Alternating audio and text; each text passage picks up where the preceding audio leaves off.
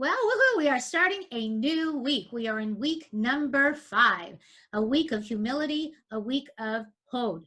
We now begin this week. We are past the halfway mark of our counting, and our foundational attribute is humility. So all the 7 emotional attributes are going to flow in and out, reinforcing and affecting our state of humility in many different ways. To be humble is not to be misconstrued with being spineless or unable to stand up for yourself. The exact definition, so we're clear about it, is a modest or low view. Now, this is odd. A modest or low view of one's own importance, humbleness. For example, he needs a humility to accept that their way may be better. Okay, so now I want to be clear that, like I said before, I mean, that's the definition, but it doesn't imply that there's a lack of self-worth going on. It's actually the opposite. Being secure enough in yourself to be able to defer to another person when they are right is sometimes the most difficult thing to do. So as the case may be, whatever the situation, if you can actually step back and have some humility and say, you know what, I'm gonna let this go. I actually think you're right. That takes strength and control and really a very high state of elevated being, a state of Hod, humility. So have you ever been in a situation where maybe you had to humble yourself to keep the peace? We're going to talk about that more tomorrow. Or maybe save a relationship or maintain good relations on a job. In order to do that, you had to kind of be a little humble.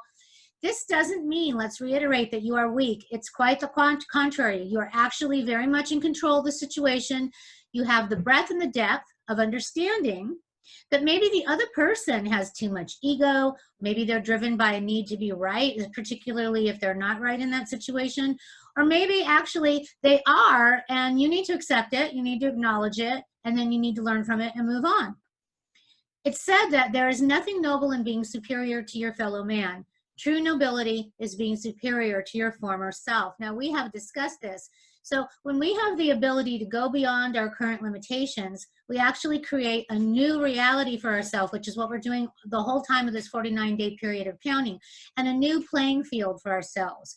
And it's also a new landscape for how we relate to others.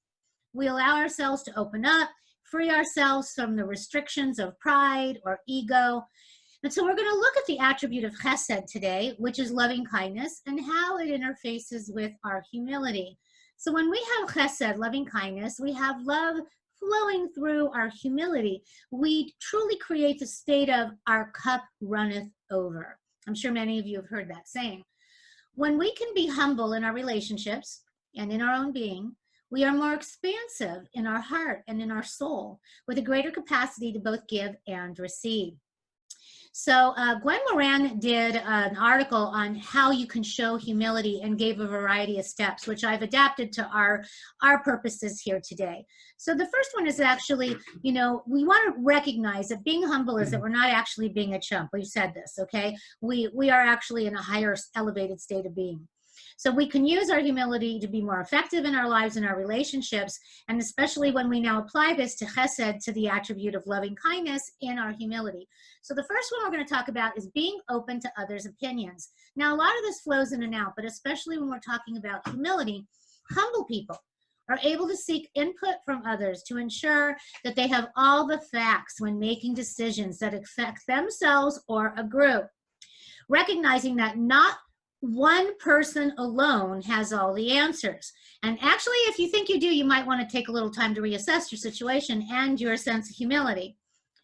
The second one is to be able to tend to another person's needs. And that's really something that we have when we have Chesed, loving kindness, and Hod. Being emotionally able to care for another with humility brings merit upon both the giver and the receiver. It is sometimes harder to receive than to give. So humility on both sides of the equation helps everyone get what they need, coming from a place of loving kindness, Chesed, of Hod. So ask yourself, you know, have you had moments when it was harder to be on the receiving end than on the giving end? You know, to be the person that's receiving requires a lot of humility. And then the third one is to be able to admit your mistakes.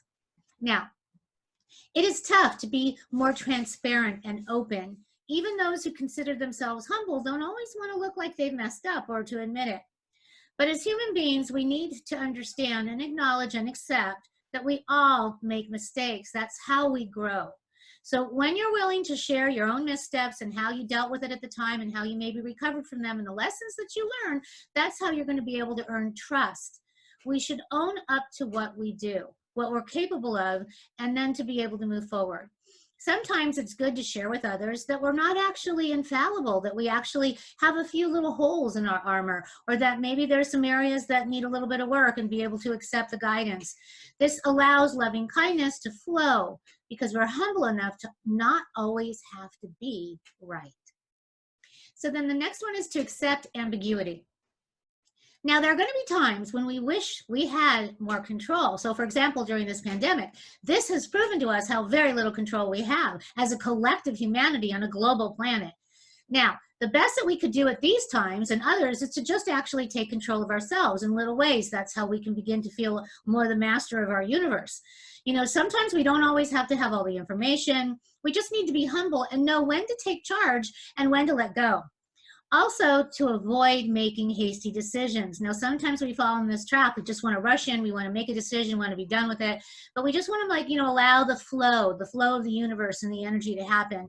Having the ability to admit that we maybe need to take a little more time to allow things to percolate and to unfold, that is a great thing to do sometimes. It's best not to try to force everything to going our way. So ask yourself, have you ever made something happen that you probably shouldn't have? Like, I know when I was younger, I did this all the time. You only find out when you're older that, yeah, maybe we should step back and allow the universal flow to flow through things and, kind of ascertain what's the right path, where's the right way we should go. So if we accept ambiguity and sometimes just surrender to the natural flow of things, which is actually the divine flow of things, we will come out better than we would have otherwise. So ask yourself if that's ever happened, when you actually did surrender a little control, went with the flow, saw how it panned out, and was actually better than if you had forced it into something else, like forcing a round peg into a square hole. Being humble, taking a step back, letting go, and not trying to control everything and everybody, that's when loving kindness can flow and all of life will be better. Your inner reactions, your relationships, how you are with your own self when you make decisions and choices, your mood. If you can just surrender to the flow, and that's where the meditation comes in and helps, you'll be a lot happier in the long run. And then the last one we're going to talk about is self-reflection. So humility may not come easy for everybody. It's important to engage in self-reflection. You got to figure out where you need to be humble and where you need to go forward. It may be an innate quality for some, but for others, it may be something that you have to acquire over time. Now, if you want to write in a journal, that could help. Maybe write down when there were the times you can look back in your life. When were the times when you forced something? When were the times that you let go? When were the times that it came out better in the long run? When were the times that you had a little humility and it went well with your interactions with others? And, when could you have handled things maybe a little better? You can then enhance your perspective and learn from your actions, your choices. There's almost always room for improvement. Human kindness has never weakened the stamina or soften the fiber of a free people. A nation does not have to be cruel to be tough. Now, that was from Franklin Roosevelt. So let's say it again. Human kindness has never weakened the stamina or softened the fiber of a free people. A nation does not have to be cruel to be tough. Now, I did that twice because in the Torah, it is said when you have a rerun, you have the same statement in one verse, reiterate it twice when you really need to get something. And this is something that we all need to understand right now. We are seeing this on a global scale. We are interacting with one another. We are sharing information and data. And, when we can build up our stamina and our endurance, which we had all last week, adding loving kindness and humility into the mix, we're all going to come out ahead, all of us, as one global collective humanity. We can always do more to try to improve ourselves and our lives. And when we do this, the light and the energy that we bring into the world can shift even the most dire situations. And that's what we're seeing so manifest right now in these past months with the pandemic. We need more humility in our lives and a lot less ego.